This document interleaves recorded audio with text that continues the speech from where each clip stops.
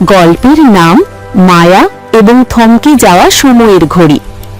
অনেক কাল আগের কথা, তেপান্তর মাঠের ওপারে ছিল কাল পাহাড় নামের এক অদ্ভুত জায়গা। এই পাহাড়ের চূড়ায় ছিল একটি বিশাল জাদুকরী স্ফটিকের ঘড়ি, মহাকাল ঘড়ি। এই ঘড়ির কাঁটার জাদুতন্ত্রেই গোটা পৃথিবীর সময় চলত। সূর্য ওঠা, ফুল ফোটা, নদীর বয়ে চলা সবই নির্ভর করত ওই জাদুকরী ঘড়ির টিকটিক শব্দের উপর। পাহাড়ের নিচে ছোট্ট এক গ্রামে বাস করত মায়া। মায়া খুব চটপটে, কিন্তু ওর একটা বড় দোষ ছিল, সে সব কাজ কাল করব বলে ফেলে রাখত। একদিন সকালে মায়া ঘুম থেকে উঠে দেখল চারদিকে এক অদ্ভুত নিস্তব্ধতা। আকাশে পাখি উড়ছিল, কিন্তু সে শূন্যে স্থির হয়ে আছে। নদীর ঢেউ মাঝপথে জমে আছে বরফের মতো। এমনকি মায়ার মা চুলার কাছে দাঁড়িয়ে আছেন, কিন্তু চুলার আগুন নড়ছে না। পুরো পৃথিবীর সময় থমকে গেছে। মায়া অবাক হয়ে দেখল শুধু সেই নড়াচড়া করতে পারছে, কারণ মায়ার গলায় ছিল তার দাদুর দেওয়া একটি পুরনো জাদুকরী পাথর, যাকে বলা হতো বর্তমানের পাথর। মায়া বুঝতে পারল কাল পাহাড়ের চূড়ায় মহাকাল ঘড়িতে নিশ্চয়ই কোনো বড় বিপদ হয়েছে। পৃথিবীর সময়কে বাঁচাতে হলে তাকেই কিছু একটা করতে হবে। মায়া তার গলার পাথরটি শক্ত করে ধরে পাহাড়ের দিকে পা বাড়ালো। প্রথম বাধা, অতীতের মায়াবন। পাহাড়ের একটু উপরে উঠতেই মায়া এক অদ্ভুত জঙ্গলে প্রবেশ করল। হঠাৎ সে দেখল তার হারিয়ে যাওয়া প্রিয় পোষা কুকুরটি লেজ নেড়ে ডাকছে।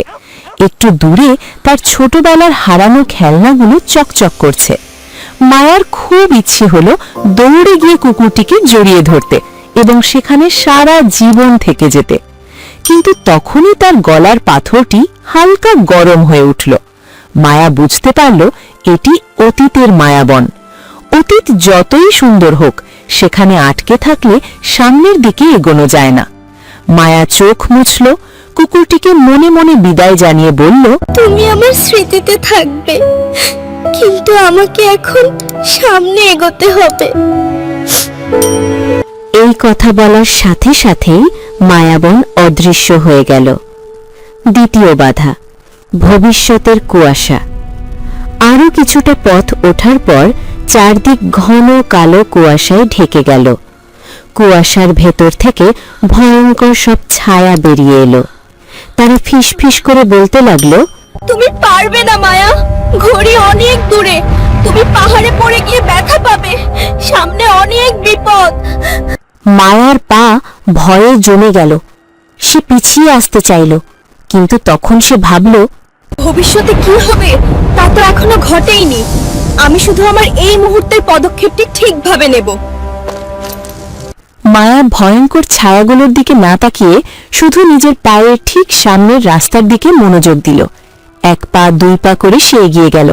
আশ্চর্যের বিষয়, সে যতই নির্ভয়ে সামনে এগোতে লাগলো, ভবিষ্যতের সেই ভয়ের কুয়াশা ততই কেটে যেতে লাগলো। চূড়ান্ত পরীক্ষা, আলস্যের দানব। অবশেষে মায়া পাহাড়ের চূড়ায় মহাকাল ঘড়ির সামনে পৌঁছালো। সে দেখল ঘড়ির কাঁটার মাঝখানে বসে আছে এক বিশাল, আঠালো এবং তুলতুলে দানব। এই দানবের নাম আলস্য। সে তার জাদুকরী আঠা দিয়ে ঘড়ির কাঁটা আটকে দিয়েছে। মায়াকে দেখে দানবটি হাই তুলে মিষ্টি সুরে বলল, আহারে ছোট্ট মেয়ে, কত কষ্ট করে এসেছো, আজ একটু বিশ্রাম নাও, কাল সকালে না হয় ঘড়ির কাঁটা ঠিক করবে। দানবের জাদুকরী কথায় মায়ার খুব ঘুম পেতে লাগলো। মনে হলো সত্যি তো, আজ একটু ঘুমিয়ে নি, কাল ঘড়ি ঠিক করব। কিন্তু তখনই মায়ার নিজের দোষের কথা মনে পড়ল। কাল করব বলে ফেলে রাখার জন্যই তার অনেক কাজ নষ্ট হয়েছে। মায়া বুঝল এই দানব মানুষের পরে করব আর কাল করব কথাগুলো খেয়েই বেঁচে থাকে। মায়া চিৎকার করে বলল, না, কালকের জন্য আমি কোনো কাজ ফেলে রাখবো না, আমি যা করার এক্ষুনি করব। এই বলে মায়া তার গলার বর্তমানের পাথরটি দানবের দিকে ছুড়ে দিল। বর্তমানের ঝলমলে আলো দানবটি সহ্য করতে পারল না। এক্ষুনি না, না এক্ষুনি না বলতে বলতে সে ধোঁয়ার মতো মিলিয়ে গেল। মায়া দৌড়ে গিয়ে ঘড়ির কাঁটায় আটকে থাকা আঠা পরিষ্কার করে দিল। ঘড়িটি আবার উজ্জ্বল হয়ে উঠল। টিক টিক মায়া যখন গ্রামে ফিরে এলো, দেখল নদীর জল আবার বইছে, পাখি উড়ছে এবং মা তাকে ডাকছেন। মায়া মুচকি হাসল। সেদিনের পর থেকে মায়া আর কখনো কোনো কাজ কাল করবে বলে ফেলে রাখেনি।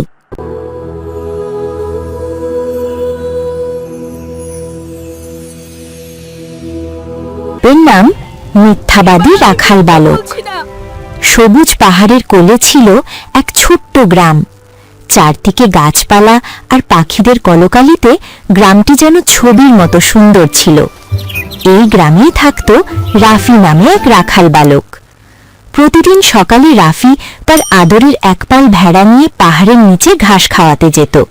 জীবনটা ছিল খুব শান্ত, কিন্তু রাফি একটু দুষ্টু প্রকৃতির ছিল। একদিন রাফি ভাবল, একটু মজা করলে কেমন হয়। সে চিৎকার করল, বাঘ! বাঘ! বাঁচাও! বাঘ আমার ভেড়াগুলো খেয়ে ফেলছে! ওরে বাবা গো! রাফির চিৎকার শুনে গ্রামের মানুষ তাদের কাজ ফেলে যে যেভাবে ছিল লাঠি সোঁটা আর কুড়াল নিয়ে পাহাড়ের দিকে ছুটল। তারা ভাবল, আহা, ছোট ছেলেটা না জানি কত বড় বিপদে পড়েছে।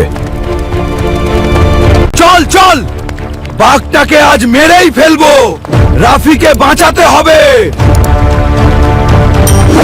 কিন্তু পাহাড়ের উপর পৌঁছে তারা যা দেখল তাতে তাদের চোখ কপালে উঠল। তোমরা সত্যি চলে এলে? আরে কোনো বাঘ নেই, আমি তো তোমাদের সাথে মজা করছিলাম। এ কি অলক্ষণে মজা রাফি? আমরা আমাদের সব কাজ ফেলে এত কষ্ট করে এলাম আর তুমি হাসছো? গ্রামবাসীরা খুব মন খারাপ করল। তারা বিরক্ত মুখে মাথা নিচু করে গ্রামে ফিরে গেল। কিন্তু রাফি বুঝতেই পারল না সে কত বড় ভুল করেছে। কয়েকদিন পর রাফি আবারও পাহাড়ের ঢালে বসেছিল। আবহাওয়া খুব সুন্দর, ভেড়াগুলো শান্তিতে ঘাস খাচ্ছে। কিন্তু রাফির মাথায় আবার দুষ্টুমি বুদ্ধি চাপল। সে আবারও গ্রামকে কাঁপিয়ে চিৎকার শুরু করল।